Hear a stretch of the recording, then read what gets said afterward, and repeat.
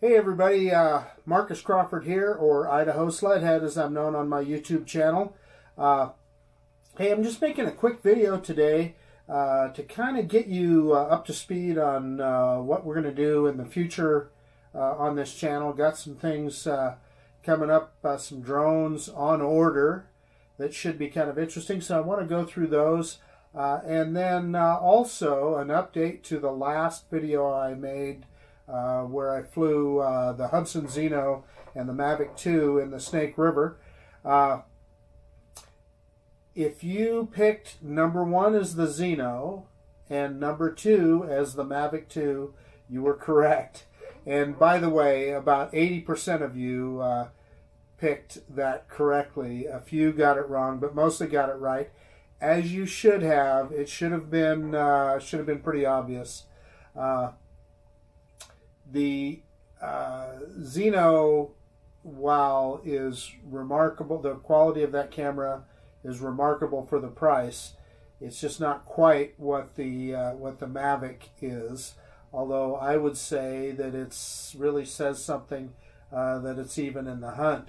The Zino, the characteristics that you could really tell were the color is a little bit more saturated on the Zino, number 1. Number 2, you would occasionally see the props with the Zino, and you saw more prop shadows with the Zino as well. When it was flying into the sun, you saw a few prop shadows.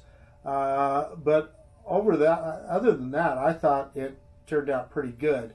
And the one thing I want to add is I have seen some people with that little $300 Zino drone turn out some absolutely remarkable videography with it. So it can be done.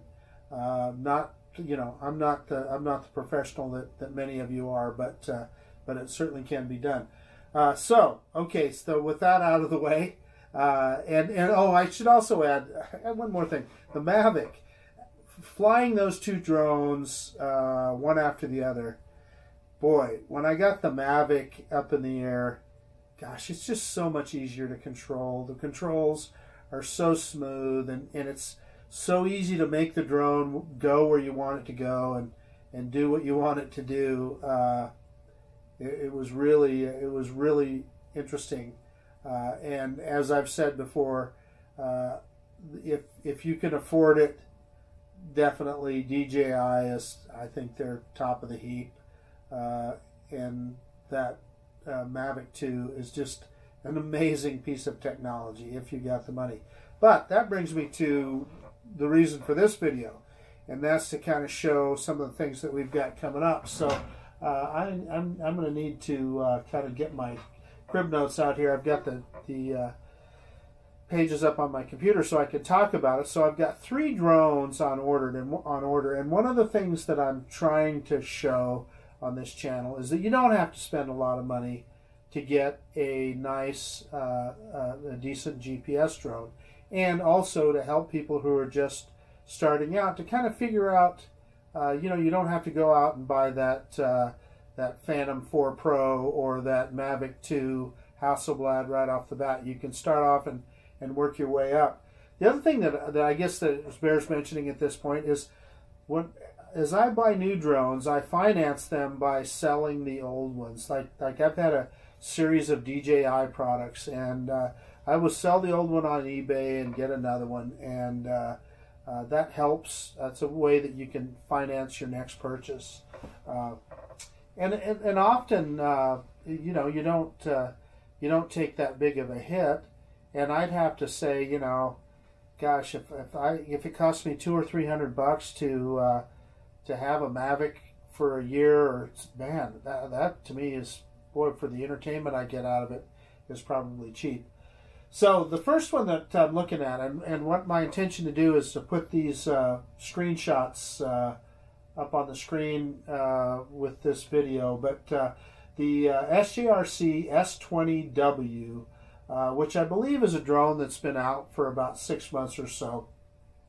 But I would call it a toy drone, honestly. But it is, however, it is a GPS drone with Follow Me, And I ordered just the one with a 720p camera.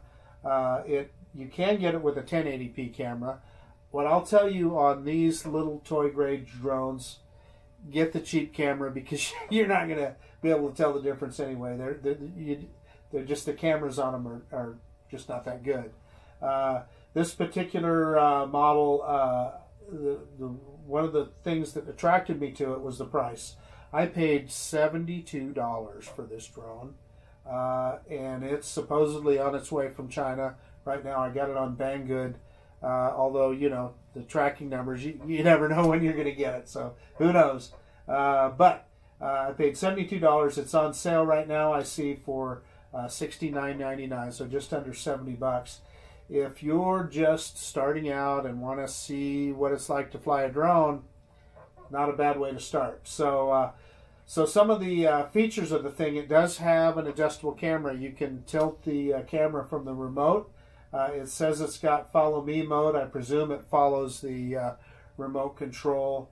It is, of course, just a Wi-Fi drone. They're saying a 500-meter control distance and a 400-meter FPV distance. So if it goes 200 meters, I'd say that's a win. I will be shocked if it does. There again, it's just a drone that you're going to fly in the park. You're not going to do any serious videography with this thing. It does not have any kind of a gimbal or anything like that. But well, you know, it remains to be seen. It does have automatic one-key return to home, which is handy. Yeah, supposedly it has some kind of stability built into the camera, but I wouldn't count for much there. And it is a GPS drone, so you know, if you're thinking about seeing what a GPS drone is all about, this is probably a good way to start. So yeah, when that one shows up, we'll fly it around a little bit and see how it does. And then the other one that I ordered, and this is a drone that I've looked back, and it looks like it's been around for about 3 years. However, when it first came out, it was like a $500 or $600 drone, and now it's available. Well, I paid $159.95 or whatever, right at $160 for it. I see it's $176.99 right now on Banggood, but I know there's always discounts out there. But the reason that this one caught my eye is that it's brushless motors, and it has a 3-axis gimbal. It's the cheapest GPS drone I've seen with a 3-axis gimbal on it. I'm guessing the size is about the same size as a Phantom 3 or something like that. But we'll take a look at it when it shows up. I think in its day it was intended to be competitive with the Phantoms. It's only got a 1080p camera, and you know, I've looked at some of the footage that I've seen online, and it looks like it has a fair amount of barrel distortion and so forth, but it is stabilized, so that's something. And the other thing about it is the remote control has a built-in FPV screen, about a 4-inch FPV screen, so you don't need your smartphone to fly it. The remote control itself looks like about a 3-year-old remote control, so we'll see. That doesn't look like it has a lot of intelligent flight modes or anything, but the pictures I've seen, it looks like it takes pretty decent video, and it's stabilized. The other thing that is a little bit of a mystery, I think it used to be called the Wingsland M1 Mini Vet or something like that. They no longer have that name. It just says Wingsland M1 now. And I don't know if they changed it. It's advertising a 5.8G FPV system, whatever that means.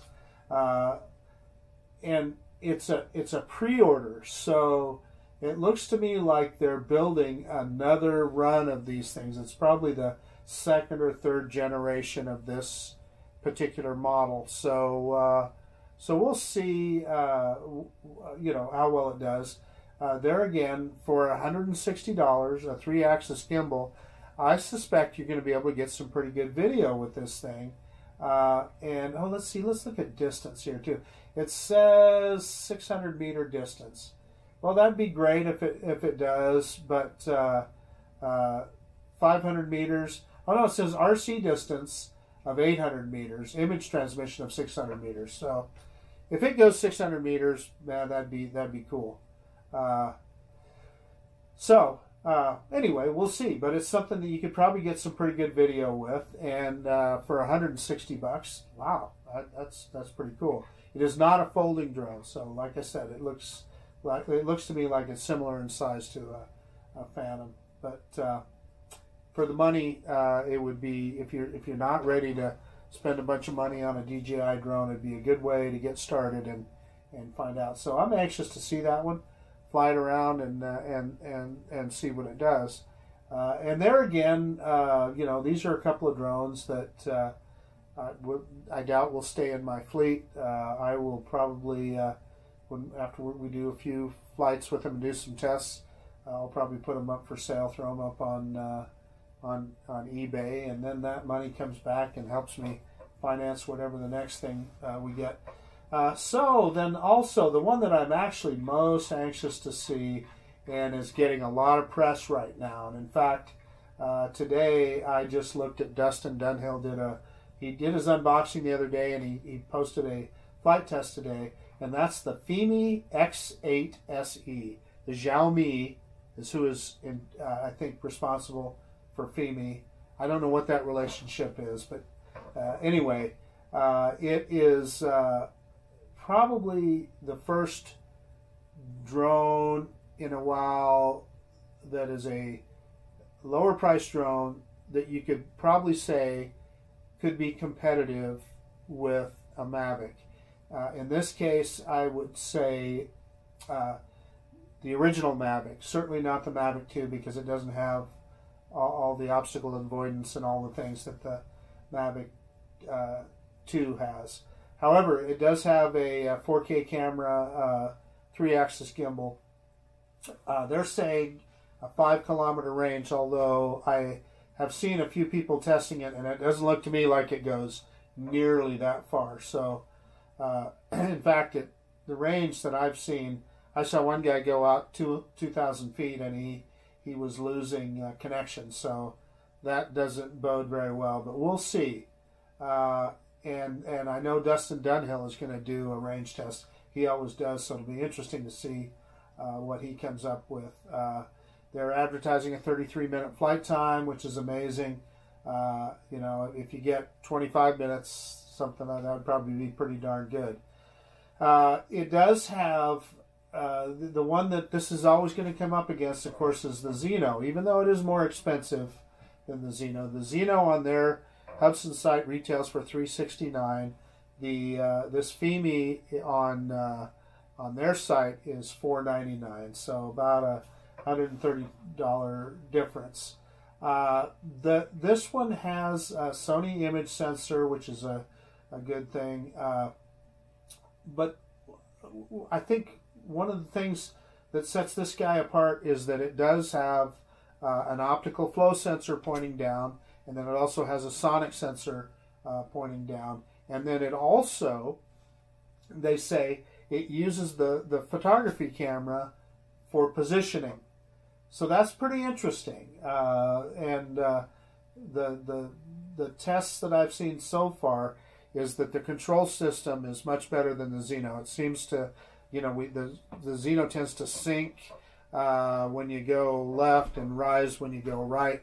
The tests I've seen, this one does none of that. And I would say that's probably because of those downward-facing sensors and probably just a more refined flight control system. But then, yeah, let's see, what else can I say about this guy? They're claiming that it does precision landing, although, like I said, I watched Dustin Dunhill's review today, and it didn't get any closer to the landing pad than my Zino does, so I don't know about that. But it does have a number of intelligent flight modes on here. It's got CineShot, which I presume is like tripod mode with DJI. Smart tracking, flight planning, which is a waypoint mission, panoramas and hyperlapse, which are really cool. I love that. I love that on my Mavic too. So if this has those, that's going to be really fun on a drone that's priced like that. And then in CineShot, they call it, which is their intelligent flight modes, circle mode, spiral mode, droney, and rocket. And those things are fun. For a guy like me that's you know, not a great pilot, if I can you know, do tap fly and some of those things, it really helps me get better, more cinematic video. So I really like seeing that on these drones. It also has what they call